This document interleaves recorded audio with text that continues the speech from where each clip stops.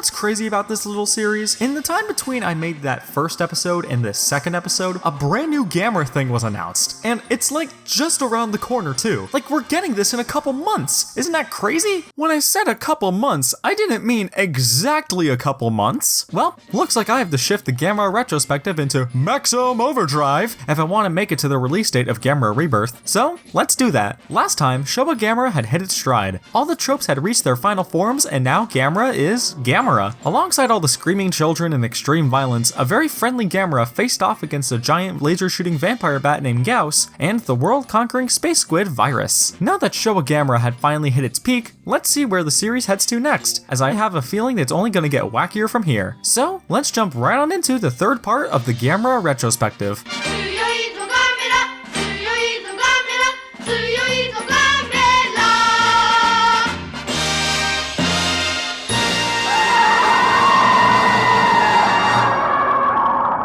I feel like the best way I can describe my thoughts towards Gamera vs Guiron is through this emoticon. I mean, I feel like you can understand my thoughts pretty well, so do I really need to say anything else? Okay, fine, I'll talk about it a bit more. Being completely honest with you guys, I don't have much to say about Gamera vs Guiron because a lot of the elements in this movie I thought were very similar to the ones found in Gamera vs Virus, and in my opinion, I thought that Virus did that stuff a whole lot better. It also doesn't help that in a lot of ways, this is just the same movie as Virus. Two adventurous boys sneak onto some sort of vehicle and have a silly little adventure with Gamera before ending up in some weird alien environment with a handful of aliens with nefarious intentions. So the boys figure out a way to escape, utilizing the alien technology to defeat the villains, and then Gamera fights the bad monster and defeats them in a comically violent fashion before the boys return home to their families. I recognize that there are indeed quite a few details in here that are different, and we'll get to those in a sec, but this movie feels like someone who copied someone else's homework and changed up a couple of the answers. And generally speaking, a lot of it is just not done as well. The big one for me is the two main kids in this, Akio and Tom. They're just a copy and paste versions of Masao and Jim, but again, just not as interesting. Any sort of interesting traits that those two kids had is just kind of stripped away here, and I'm not really super engaged with Akio and Tom the way I was with Masao and Jim. There's a big difference in the fact that Akio does have a little sister named Tomoko, who has her own little story in this movie, which I'll get to in a moment, but there really isn't anything to her either. Overall, all these similarities between this film and Virus just make it kind of dull in the long run. Some interesting elements here and there, which I'll get to in a second, but I think that because so many plot beats and even little moments in here are the exact same as that previous film, it leaves Guiron being kind of a whatever experience. My eyes kind of glazed over during the final act of the movie because basically everything was the same, just not as well done as in that previous film. I will say though, there are some things in here that are actual improvements in comparison to Gamera vs Virus. The big thing that I liked more was all the stuff with the alien facility. This time, instead of being on an alien spaceship, they're on a whole alien planet called Terra, a planet that's on the exact opposite side of Earth's orbit. The look of the planet itself is very neat. This sort of rocky, icy mix makes for an interesting location to do monster fights in, and the building design with this sort of 1950s space colony aesthetic is just interesting to look at. Something else that helps the scenes of the boys being trapped on an alien planet work a lot better is that they actually have some characters to interact with that aren't each other. Looking back at Virus, that's something that probably contributed to that film being more boring, considering that for a sizable chunk of the time, the kids are basically left to their own devices. Meanwhile, in Guiron, the aliens, named Barbella and Florbella, are actually interacting with the kids and are much more active players this time around. Another thing that I think really helps it is the inclusion of a sort of B-plot involving the little sister, which is basically like that one meme that floated around on Twitter for a little while that was just, nuh-uh. F*** you mean nuh-uh? Basically, she keeps telling all the grown-ups that the boys just kinda skedaddled on the alien spaceship, but all the adults don't believe her. Until they do. Yeah, it's kinda weak. But hey, at least it kept me entertained. Going back to the alien side of things, I actually kinda liked Barbella and Florbella. Their whole gimmick is that they're the last of a civilization that had been entirely wiped out by a whole slew of monsters, including an extraterrestrial version of Gauss called Space Gauss. I know, insanely creative. Their whole plight of wanting to escape from their homeworld in order to search for other planets is pretty interesting, until the third act twist happens. Basically, Akio and Tom are planning to take them back to Earth, but then the aliens decide that they're gonna eat the boys' brains to gain knowledge on all sorts of stuff related to Earth, and like, why? What are you gaining by doing this? It just seems like the writers of this movie wanted to throw in some villain characters for the kids to interact with, when I think the threat of big monsters is more than fine enough for a story like this. Oh, yeah,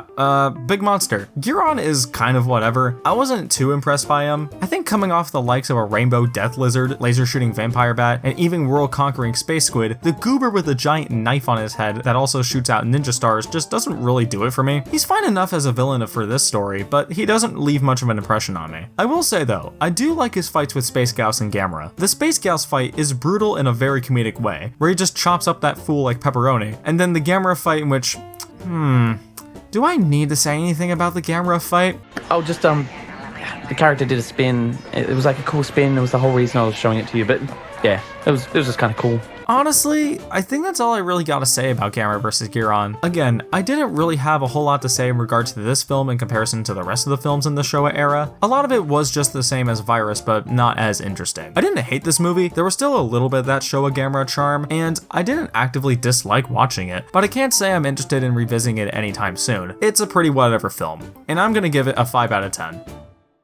Okay, so when I refer to this video being called The Fall of Showa Gamera, I mean that these two films in particular are coming out at a time where Japanese cinema was slowly starting to die out, and a lot of film budgets were getting smaller and smaller. This had a notable effect on the kaiju genre, where giants such as Godzilla had to resort to much smaller productions that utilized a lot more stock footage than the films of the 1960s. This was also where TV toku, such as Ultraman and Kamen Rider, really took off and gave audiences the excitement and action of big screen kaiju films on the small screen. So what was the point of seeing films in theaters anymore? So yeah, that's what I mean when I say The Fall of Showa Gamera. I wanted to put in this little prelude primarily for one reason. I was partially expecting Showa Gamera to begin a downward spiral, considering that Virus and Guiron were noticeably weaker than the last 3 Gamera films. And I was expecting the next film, Gamera vs. Jiger, to be on that same downward trend in quality. But to my utter shock and delight, Gamera vs. Jiger was actually pretty decent. It's not great, but honestly, it's in the better half of Showa Gamera for me, beating out Gamera the Giant Monster by just a smidge in my Gamera ranking. To me, Gamera vs. Jiger felt much more in line with something like Gamera vs. Gauss than it did the previous 2 Gamera films. And then it felt like that mainly because this was another story about an Earth monster, rather than Gamera fighting against space monsters like in the last 2 films. But to me, it seemed like this could have shifted forwards a couple spaces to take place directly after Gamera vs. Gauss, and nothing would have been missed. The Showa Gamera tropes are here in full display. The kids that chant Gamera's name, extreme violence, and a wacky monster. Starting with the kids,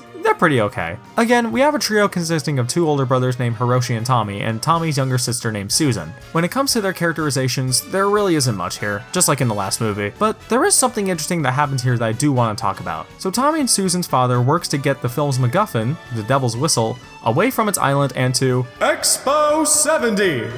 We'll get to that in a sec, don't worry. Shortly after though, Gamera shows up and tries to stop them from taking the monument away. Not directly hurting anyone, but still posing a threat. Tommy and Susan are naturally skeptical of what Gamera is doing. Meanwhile, Hiroshi doesn't believe them and assures them that Gamera is still a good guy. Eventually, all 3 kids come around to Gamera, but I thought it was an interesting plot point to be brought up, especially now that we're over 6 movies in. Someone's belief being challenged in Gamera is something that is yet to come up, and it will be a major plot point once we reach the Heisei Gamera trilogy. So it's nice to note that that wouldn't be the first time something like this has been done. A lot of Showa Gamera kids tropes show up in this movie as well. The kids all chant Gamera's name during the final fight constantly. This was sort of a thing that happened in Virus, but at least there, the film knew when to let the monsters just duke it out and when to let the kids cheer for Gamera. Whereas here, they just chant Gamera's name constantly, and after a while I was just like, I should also mention that this was something that happened in Guiron too, but honestly, I didn't care enough to mention it there. Hiroshi also just kind of knows everything that there is to know about Jiger. Again, this was something that was done in the previous film, that being with Eiichi and Gamera vs. Gauss. But again, it made more sense there because Eiichi knew basic stuff that everyone seemed to know about both monsters. But here, Hiroshi just kind of has the logic of, just trust me bro, it came to me in a dream. And by the end of the film, they try to make it some sort of moral about how the adults should believe more in kids' imaginations, but at the same time, there wasn't a point in the story where the adults go against the kids' ideas and then suffer a horrible loss, so it just comes off as kind of pandering. Moving on from there, we got the extreme violence, in which, yeah, it's pretty extreme. A lot of it comes at the hands of Jiger. She can shoot out little darts from her head that stab Gamera's limbs, basically making him immobile after a certain point, and we get an extended sequence of him trying to rip the needles out of his legs. I bet the Japanese kids in 1970 loved seeing that on the big screen. Jiger also happens to shoot out a death laser that can turn people into skeletons. Not much to add there. If I had a nickel for every weird quadruped in a Gamera movie that shot out some sort of weird death laser, I'd have 2 nickels, which isn't a lot, but it's weird to happen twice. Oh, and then we got the maggot scene. I hate the maggot maggot scene. Okay, so it's concluded that the reason that Gamera is incapacitated for the second act of the movie is because Jiger impregnated him with some sort of little parasitic larva that's living in his lungs, and in order to demonstrate what they mean, a little movie is played that features an elephant's trunk getting cut open and you see a ton of maggots spilling out of it. It's nasty. Granted, it's in black and white, but it's still really gross. If you watch the movie, then you'll know why I blurred this out. That's not all when it comes to violence in this movie either. During the final fight, Gamera gets caught in Jiger's death ray, and the noise is so loud that he has to shove telephone poles into his ears, and it looks like it really hurts. You can see the blood coming out of them when he takes them out. On the topic of blood, remember how I said in the last episode that they could just get away with showing as much blood as they want, just as long as it's not red? Yeah, about that. Granted, Jiger's blood doesn't shoot out like other monsters, but it's still noticeable, especially compared to the likes of Gyaos and Barugon. Moving on from that, wacky monster time, baby! Jiger is the most deceptively silly monster I've ever seen. You look at this thing and it's like the most generic monster design ever. You got some horns on her head, there's a little sailor in her back, and that's kinda it. Nothing that really stands out about this monster. And then she starts doing stuff, and good god. I've already mentioned the needles and the death laser, but you know what I barely talked about? Jiger impregnation, baby! So Jiger has this little spike on her tail, which, might I add, makes a very silly noise. And once Gamera gets stabbed, he gets so pregnant that when he touches the water, he freezes. The majority of the second act is trying to revive Gamera by getting that previously mentioned parasite out of him. And they eventually find him in the form of everyone's favorite monster, Small Jiger. Who doesn't love this silly little goober? He dies horribly because of the low frequency waves emitted by a telephone that the kids had on them. Cool, but that's not even the craziest thing that Jiger does. She can fly. She shoots little rockets from her head that propel her across the ocean like David Hasselhoff in the SpongeBob movie. It caught me off guard every single time that she did it, and it was hilarious. Something that I love about Jiger is just how casual she is as a monster. This is something that starts right from her introduction. Now, with the previous monsters in the Gamera series, they usually do something like destroy a city, or attack people, or other monsters, you know, something that solidifies them as an actual threat. With Jiger, however, she just gets up and walks over to get a drink of water. That's so unbelievably casual. I love it. She also sleeps a lot, doing it quite a few times in this movie. She's so chill a good chunk of the time, but by the end of the movie where Gamera kills her by launching the devil's whistle into her skull, I was thinking that she was the victim here. Even if she killed dozens of people and caused millions of dollars of property damage, she was just really eepy, guys. Come on, be nicer to Jiger. There's one last thing that I want to bring up here before I close out this review. Expo 70! I mentioned it earlier, and for those of you who don't know what that is, Expo 70 was basically just a big World's Fair that took place in Osaka from March to September of 1970, and it was mostly done to celebrate the progress of mankind.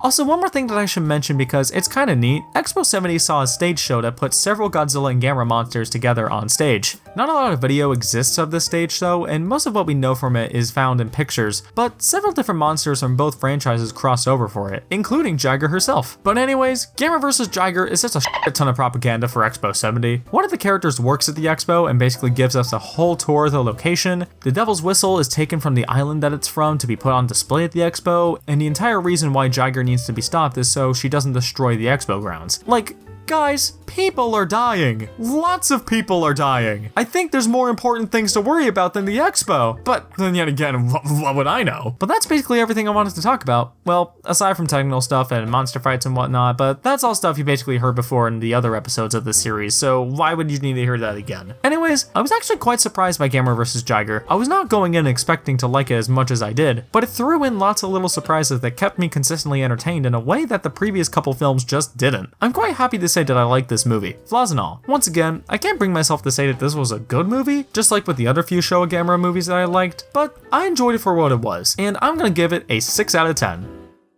And just like that, we're nearly done with Showa Gamera. Just one more episode, and then we'll be getting to some truly good stuff. I haven't heard many positive things about these last two films, but considering that I wasn't expecting Jiger to be very good, and I actually came out of that film enjoying it quite a bit, maybe these will be pleasant surprises as well. But we'll just have to wait and see, I guess. Until then though, what do you guys think of Gamera vs. Guiron and Gamera vs. Jiger? How do these rank amongst all the other Gamera films? Be sure to sound off those thoughts and more in the comment section down below, and be sure to follow me on my social medias and join my Discord server if you want updates on upcoming videos or just want to hear my goofy rants about all sorts of stuff. And if you liked what you saw and want to see more, then be sure to hit that subscribe button. Either way, I'm Sam the Giganfan, hoping that you have a lovely rest of your day and telling you all to wash your hands.